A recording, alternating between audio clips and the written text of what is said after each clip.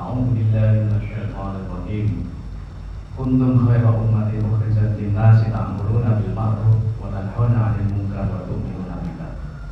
Wa qala Rasulullah sallallahu alaihi wasallam, kullu ummati yadkhuluna al-jannah ila man aba. Qila wa ma yaba ya Rasulullah? Qala man ata'ani dakhala al-jannah wa man asani faqad aba. Atau kama qala Rasulullah sallallahu alaihi wasallam. Alhamdulillah, Bapak Ibu jemaah salat subuh rahimahullah. Bersyukur dari Allah Subhanahu wa taala yang mana Allah Subhanahu wa taala telah bangunkan diri kita daripada kematian yang sementara. Ya, nanti malam kita mati sementara itu tidur sama saja dengan kematian yang sementara karena masih bangun lagi. Dan tanda-tanda orang yang nanti mati sesungguhnya kemudian dibangkitkan dalam keadaan baik, yaitu ketika hidupnya hari-hari begitu bangun tidur ya, dari mati sementara dia aktivitasnya kebaikan, bangun tidur doa ya, alhamdulillahilladzi ahyana ba'dama amatana wa ilaihi nusyur ya. Ini doa. Sekarang juga bagus sih doanya biar pada melek ya. Jadi biasanya untuk subuh ini doanya cocok ya. Alhamdulillahilladzi ahyana ba'dama. Jadi kalau doa nanti mau selesai baru bismillah maaf ya. Kalau udah ngantuk baru doa tidur ya, atau tanya subuh ya doa bangun tidur. Bapak Ibu yang dimuliakan Allah Subhanahu wa taala, Rasulullah SAW telah banyak memberi nasihat, memberi wejangan, memberi wasiat ya, kepada para sahabat-sahabatnya.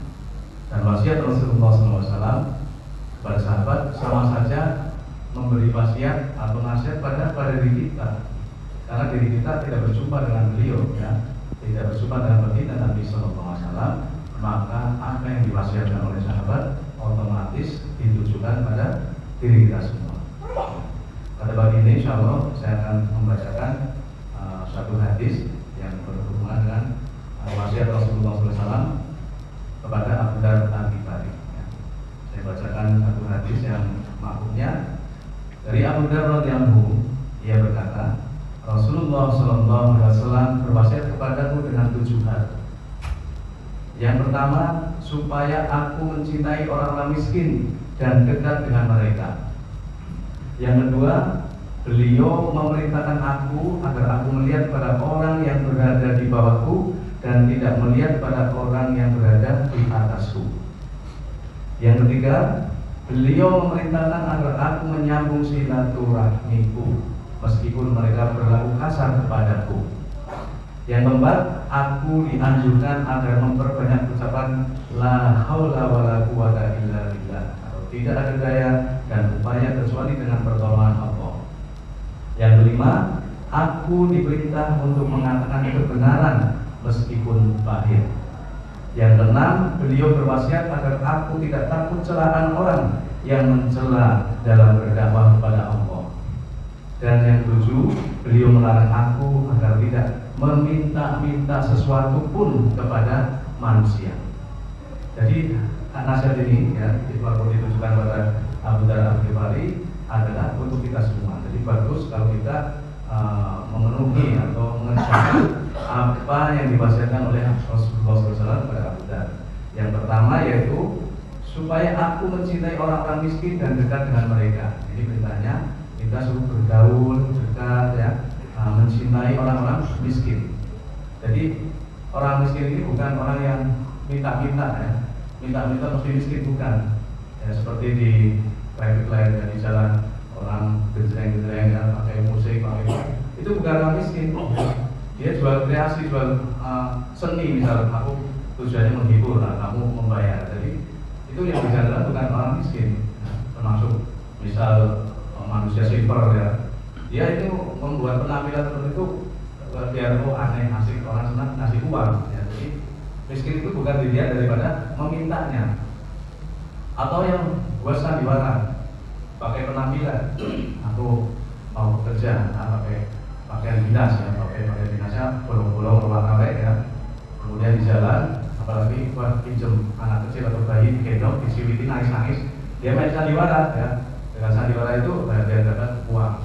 Jadi bukan miskin itu artinya yang meminta-minta ya. Nah, itu bukan miskin ya, termasuk yang kreasi-kreasi atau yang nari-nari, joget-joget, itu bukan yang kita gauli. Tapi orang miskin yang sesungguhnya adalah orang yang betul-betul kehidupannya kurang, ya. Kehidupannya kurang, dia tidak punya profesi atau pekerjaan ahli untuk menghasilkan uang, ya.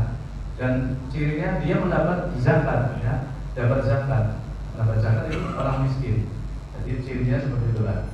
Dengan orang miskin itu kita suruh mencintai, suruh menyayangi, suruh bersama, bergaul dengan mereka. Artinya agar kita mempunyai sifat tawadu, ya. Bergaul dengan orang miskin, ya, kita jadi tawadu, juga gengsi, ya. Karena orang bangga kalau bergaul, kumpul dengan orang-orang yang top, ya. Orang top lah, konsoku ini, wah bupati ini konsoku, gubernur ini wis akrab karo aku, ya. Jadi Pak Lurah wis dolane karo aku. Bangga dengan jabatan dan kedudukan, kita tidak punya sifat tawadu, ya. Bahkan kita selfie, ya, Pak Lurah selfie, ya. Kita foto bareng, ya. Tapi dengan orang miskin ada nggak dengan orang miskin? Yang foto, ya, fotonya paling buat viral, ngasih sumbangan, ya, ngasih sumbangan, salaman, di foto, ya. Fotonya ngasih sumbangan, tapi foto kebanggaan bergaul dengan orang miskin jarang, ya. Orang foto yang biasanya adalah pejabat dan orang kaya, ya. Dengan orang miskin, ayo foto-foto sini, tidak ada kebanggaan. Nah, ini dengan bergaul dengan orang miskin agar kita punya sifat mahabbah, kasih sayang orang miskin, sifat tawadu, ya, rendah hati, ya. Ini penting sekali. Nah, ini diperintahkan oleh Allah pada Rasulullah. Rasul diperintahkan untuk bergaul dengan orang miskin. Bahkan Rasulullah berdoa, ya Allah, hidupkanlah saya bersama-sama orang miskin, matikanlah saya bersama orang miskin, hidupkan orang miskin. Tapi kalau ulama katakan miskin itu adalah sifat tawadu, ya, yang tidak ada kesombongan. Ini perintah untuk bergaul dan sunnah untuk membantu orang miskin, membantu janda, ya. Miskin janda kalau kita bantu maka akan dimasukkan ke dalam surga Allah Subhanahu wa Ta'ala. Jadi penting kita memikirkan tentang bagaimana tidak gengsi, tapi bergaul dengan orang-orang miskin. Yang kedua, beliau memerintahkan aku agar aku melihat pada orang yang berada di bawahku dan tidak melihat pada orang yang berada di atasku. Jadi ini melihat status sosial, melihat kebendaan-kebendaan, ya. Disuruh melihat ke bawah, jangan melihat ke atas. Ini dalam status sosial, ya, bukan merantau berdua gitu, atas bukan, tapi lihat status sosial. Jadi kita melihat yang ke bawah agar kita mempunyai sifat syukur, bersyukur. Wah, saya alhamdulillah bisa kontrak rumah, ya. Itu orang masih belum punya rumah, dia di bawah kolong jembatan, ya, hujan-hujanan panasan, ya, tidak punya rumah. Saya kontrak, alhamdulillah diberi kemampuan untuk kontrak rumah, ya. Punya kendaraan, alhamdulillah, kendaraan apa saya disyukuri. Ya, sebenarnya kendaraan itu punya sepeda, yang punya sepeda syukur, alhamdulillah. Itu pasti jalan kaki, yang jalan kaki, ya, syukur aku bisa melaku, kayak bisa melaku, ya. Jadi bisa melaku, alhamdulillah saya sehat, ya. Jadi melihat ke bawah dalam urusan dunia, kita melihat ke bawah biar bersyukur. Tapi kalau kita lihatnya ke atas, orang yang lebih hebat dunianya, jabatannya, maka kita tidak akan pandai bersyukur. Kita merasa kurang terus. Apa yang kita miliki kita tidak mampu mensyukuri. Nah, ini perintahnya untuk melihat ke bawah. Tapi untuk perkara akhirat, ya, untuk perkara amal ibadah, kita diperintahkan untuk melihat ke atas, ya. Orang-orang, bagaimana sahabat-sahabat Nabi, bagaimana puasa mereka, bagaimana mujahadah mereka, zikir mereka, baca Quran mereka, perjuangan mereka untuk agama. Oh, ternyata saya belum ada sepupu ilmunya. Jauh sekali ibadah kita dibanding dengan sahabat-sahabat Rasulullah SAW, ya. Dari hal untuk agama kita lihat ke atas. Pokoknya iso 5 waktu ke masjid, kenapa saya tidak? Saya bagaimana bisa ada hero semangat untuk ke masjid? Oh, itu bisa puasa sunnah, ya, Senin Kamis 3 hari tiap bulan. Kenapa dia bisa? Kenapa saya belum bisa? Berusaha. Jadi ada semangat untuk bagaimana meningkat dalam hal agama. Jadi dalam hal agama kita disunahkan untuk melihat ke atas, jangan ke bawah. Kayak rasul, aku sholat wis apik, alhamdulillah. Yang penting wis ngajakin 5 waktu, jadi merasa sudah cukup. Padahal masih banyak perintah-perintah agama. Bukan hanya sholat ini baru tiang agama, tiang entok. Bangunan-bangunan berarti tiang entok, belum ono gendengnya, ya, belum ono jendelane, belum komplit. Agama itu keseluruhan. Jadi Bapak Ibu yang Allah, itu dalam hal perkara agama kita suruh melihat ke atas. Kemudian yang ketiga, beliau memerintahkan agar aku menyambung silaturahmi meskipun mereka berlaku kasar kepadaku. Jadi kita kita dibilang dulu bersilaturahmi walaupun kepada orang yang berlaku kasar, yang menggertak, yang memutuskan silaturahmi pada kita itu diperintahkan. Nah, ini namanya menyambung silaturahmi. Kalau silaturahmi biasa kita berkunjung pada orang tua kita, berkunjung pada saudara kandung kita, berkunjung pada orang lain biasa, tidak ada masalah, ini silaturahmi biasa. Tapi kalau menyambung silaturahmi adalah orang-orang yang jokai kita, orang-orang yang merenguti kita, orang-orang yang memfitnah kita, kita justru menyambung silaturahmi, jangan menjauhi. Ini pahalanya sangat besar dari yang Tuhan Allah Subhanahu Wa Taala. Ya, jadi kita memang agak abot ya orang sing sengita oleh dewe, tukang fitnah, terus kita langsung gawe makanan kita kirim ke sana ya. Cukup ingkung hantar ke sana. Terima kasih kamu telah memfitnah saya. Itu sejauh mungkin. Jadi dibaikin aja. Ya, itu bagus ya. Jadi jangan sampai orang jokai kita malah dijauh. Jadi justru kita datangi itu akhlak Rasulullah SAW dan para sahabat. Yang keempat, aku dianjurkan agar memperbanyak ucapan la haula wala quwwata illa billah. Tidak ada daya dan upaya kecuali dengan pertolongan Allah. Jadi dengan memperbanyak ucapan ini, ucapan la haula wala quwwata illa billah, untuk menanamkan di hati kita bahwa kita ini bukan siapa-siapa, tidak bisa apa-apa, ya, tidak mampu apa-apa. Kita ini bisa duduk di sini, sholat berjamaah subuh, ini karena pertolongan Allah. Kita bisa mendengarkan taklim, mendengarkan kuliah subuh, ini juga pertolongan Allah. Ya, kita bisa puasa, ya, bisa puasa, ini juga pertolongan Allah. Jadi semua kita bisa karena Allah. Ya. Jadi kita ini tidak bisa apa-apa, tidak mampu apa-apa sih. Ya, kita bisa naik motor, ini ditolong Allah. Kita bahkan bisa tidur itu pun ditolong Allah Subhanahu Wa Taala. Kita bisa makan, ditolong Allah Subhanahu Wa Taala. Maka kita memperbanyak la haula wala quwwata illa billah. Jadi tidak ada daya dan kekuatan. Ya, maka jangan sampai karena aku iso ini.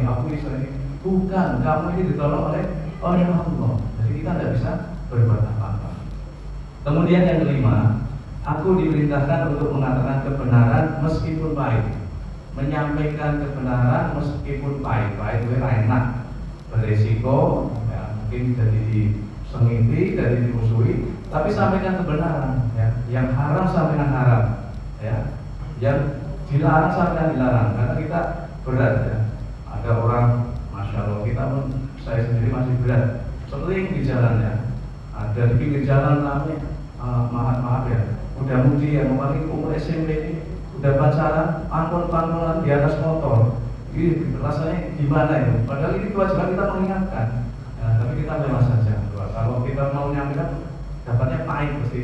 Urusan dua anakmu, malah ada yang berani gitu, atau kamu anakku beda seneng-seneng baik, ngurusi rakyat wong liya. Padahal ini urusan pada orang lain juga perintah Allah. Jadi perintah amar ma'ruf nahi munkar adalah perintah daripada Allah Subhanahu Wa Taala. Ya, jadi jangan sampai kita meninggalkan penyampaian kebenaran, walaupun pahit, jadi harus disampaikan. Ya. Orang tidak tutup aurat, jalan-jalan keliling kampung pakai celana yang pendek, ya. Padahal muslim, ya. Ini seharusnya kita tegur. Yang dekat lagi harusnya ibu-ibu selama 14 wanita sampaikan pakaian sopan. Nah, ini penting, ya, untuk menyampaikan perkara yang hak walaupun pahit. Kemudian yang kelima, aku diperintahkan yang keenam, beliau berwasiat agar aku tidak takut celahan orang yang mencela dalam berdakwah kepada Allah. Jadi dalam dakwah tadi ya, amar ma'ruf nahi munkar, biasanya ada celahan, ada fitnah, ya. Jangan berhenti dalam dakwah. Jadi dakwah ini sampaikan, karena itu tadi perintah Allah. Orang mau tidak mau itu urusan Allah. Hidayah daripada Allah. Perintahnya adalah kita sampaikan saja. Rasulullah SAW mendakwakan pada pamannya, ya, Abu Thalib. Dalam satu rumah beliau tidur bareng. Diberitakan tapi tidak masuk Islam sampai matinya ini. Abu Thalib itu tidak masuk Islam. Tapi apa Rasulullah? Keluarga gua yang belum Islam, kok aku baca aja. Wong liya tidak, karena perintahnya kan keseluruhan Allah. Walaupun pamannya, keluarganya sendiri belum mau masuk Islam, Rasulullah dakwah keseluruhan Allah sehingga dakwah tersebar. Jadi jangan sampai kita itu takut daripada celaan, jangan takut dengan Allah akan memuliakan. Karena siapa yang dimuliakan Allah, maka Allah akan semua makhluk akan memuliakan. Tapi kalau barang siapa yang dimuliakan manusia dan Allah tidak memuliakan atau menghina, suatu saat akan dihinakan. Dan yang terakhir, hadirin yang Allah Subhanahu wa taala, beliau melarang aku agar tidak meminta-minta sesuatu pun kepada manusia. Jadi ini larangan ya. Jadi kita amalkan bagus. Ini kalau wali-wali Allah, para sahabat sudah mengamalkan ini. Jadi tidak pernah meminta-minta kepada manusia. Meminta hanya pada Allah. Minta tolong hanya pada Allah. Jadi latihan ini amalannya para wali-wali ya. Wali-wali Songo dulu tidak pernah minta pada makhluk. Jadi latihan kita mendapat pertolongan Allah sama sekali. Jangankan meminta, mengharap saja tidak boleh. Apa bedanya meminta dan mengharap? Meminta itu adalah lisan. Aku jaluk lah, duite, aku jaluk rokok, aku jaluk rambutan itu namanya meminta. Kalau mengharap dalam hati. Balik nang rumah mau sing duwe rambutan, jaluk rambutan kan dikei. Jadi itu mengharap saja tidak boleh. Apalagi meminta. Jadi kalau kita amalkan, kita tidak pernah meminta pada makhluk, kita akan derajatnya akan dimuliakan, derajatnya akan ditinggikan. Jadi nanti biar Allah yang menggerakkan hati orang tersebut. Jadi jangan sampai mengharap-harap. Jadi itu hadirin muliakan Allah Subhanahu wa taala, Bapak Ibu yang muliakan Allah Subhanahu wa taala, itu wasiat Rasulullah SAW kepada Hamdan, yang artinya wasiat ini sudah untuk diri kita semua. Insya Allah kita niat untuk bagaimana bisa mengamalkan apa yang telah disampaikan Rasulullah kepada Abu Dar Al-Ghifari radhiyallahu. Untuk sebenarnya majelis, mari kita tutup dengan doa ikhlas majelis. Subhanallah wa bihamdihi, asyhadu an la ilaha illa anta, astaghfiruka wa atubu ilaik.